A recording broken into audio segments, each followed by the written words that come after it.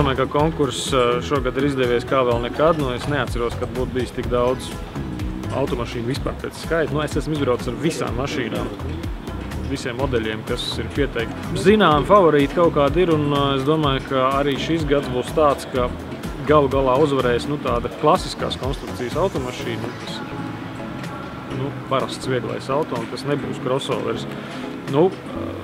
Bet ar katru gadu tas spiediens no tās visaugošākās klases kļūst aizvien lielāks, tā kā es nebrīnītos, ka, piemēram, Latvijas gada auto 2015 gan būtu paaugstināts ar visu riteņu piedziņu un varbūt vēl kaut kādām papildus iespējām.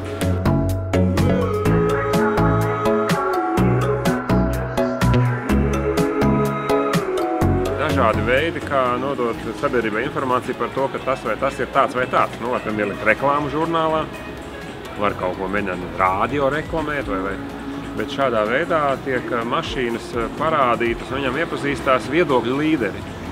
Un šie cilvēki, kas viņām izbrauc, viņi pēc tam, kurās, mājas viesībās pie galda vai satiekot citus kādus cilvēkus, viņi spēja diezgan tā objektīvi pastāstīt par katru šo automobīli, jo nav jau sliktu mašīnu, vienkārši katrai jābūt savam tam pircējiem, kuram viņus labāk ir piemērot pēc cenas un pēc tām visām izdarībām, ko viņi var veikt.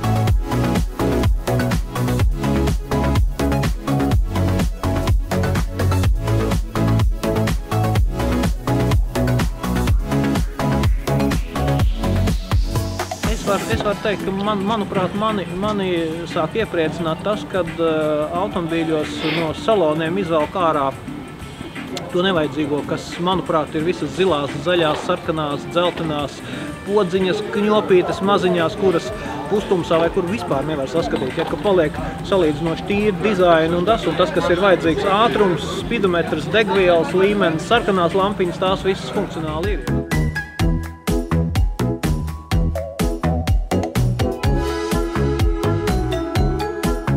Vēl viena lieta, kas droši vien šogad nāk klāt, un ko faktiski arī sāk skatīties gan Eiropas, gan pasaules gada auto konkursos, ir tas, ka laikam ir jāsāk vērtēt arī automobīļu multimēdiju sistēmas, aktīvās drošības sistēmas, jo tagad ir, pieņemsim, pat mazās klases automašīna, kurā ir 4 kameras, kas taisa tur 360 grādu leņķī ar OnView monitoru, un mēs vairs nevaram ignorēt to, tāpēc, ka, kurā gadījumā ir cilvēki, kas tādas lietas pieprasa.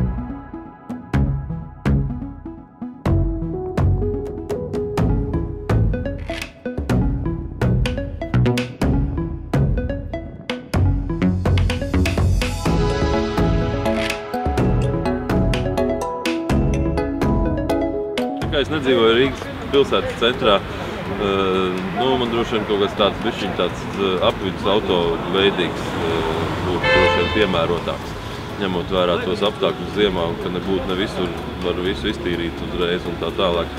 Arī tas, ka, teiksim, man ir liela ģimene, tas arī nosaka savus standartus, lai varētu visu sasēsties iekšā. Tā kā tāds vidēji izmēra apvidus auto droši vien būtu optimāls.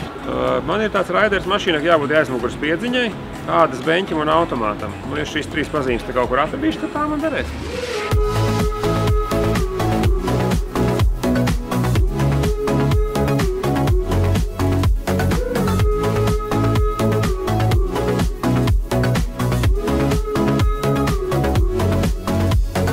Pat kā pagājušajā gadā, arī šogad tauta var izteikt savu viedokli par to, kas viņuprāt ir šā gada Latvijas gada auto. Un to var izdarīt internetu balsojumā, vai kāda auto mājaslapā, vai arī portālā Delfi, gan latviešu, gan krievu sadaļā. Balsot var līdz 5. decembrim, un tad arī finālā, kas notiks 7. decembrī, tiks atklāts arī interneta balsojuma simpātija Latvijas gada auto 2014 ietvaros.